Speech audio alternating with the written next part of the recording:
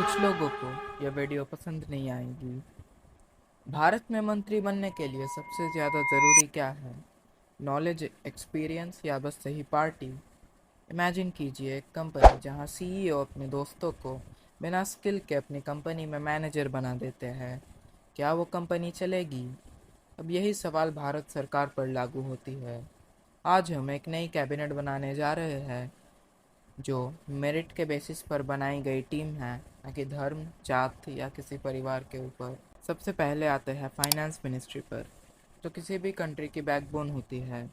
और यहाँ मेरा पिक है रघुराम राजन। पिछले कुछ सालों में निर्मला सीतारमण के डिसीजंस को लेकर काफ़ी डिबेट्स हुई हैं, स्पेशली जब बात आती है middle class relief, job creation और इकोनॉमिक क्लैरिटी की। बजट अनाउंसमेंट्स में क्लैरिटी का लैक और पॉलिसी कम्युनिकेशन का वीक होना एक मेजर कंसर्न रहा है। इसके अलावा क्रिटिक्स ये भी कहते हैं कि ग्लोबल इकोनॉमिक शॉक्स को हैंडल करने में इंडिया कभी कभी रिएक्टिव दिखा है instead of proactive.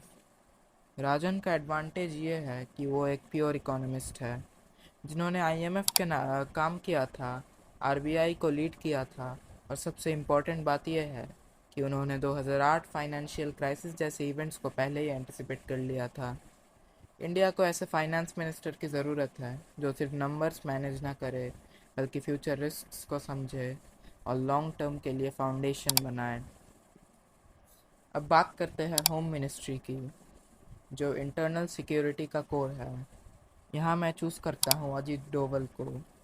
Amit Shah का टेन्योर स्ट्रॉन्ग पॉलिटिकल मैसेजिंग से भरा रहा है, लेकिन क्रिटिक्स कहते हैं कि ग्राउंड लेवल सिक्योरिटी इम्प्रूवमेंट्स को कभी कभी ओवरस्टेट किया गया है। माओइस्ट फ्री इंडिया का नैरेटिव पावरफुल है, लेकिन डेटा सजेस्ट करता है कि इंसिडेंट्स ऑलरेडी काफ़ी रिड्यूस हो चुके हैं। तो ये क्वेश्चन उठता है कि क्या हम नैरेटिव को सेलिब्रेट कर रहे हैं या एक्चुअल लॉन्ग टर्म स्ट्रेटेजी को। अजित डोवल का अप्रोच कम्प्लीटली डिफरेंट है।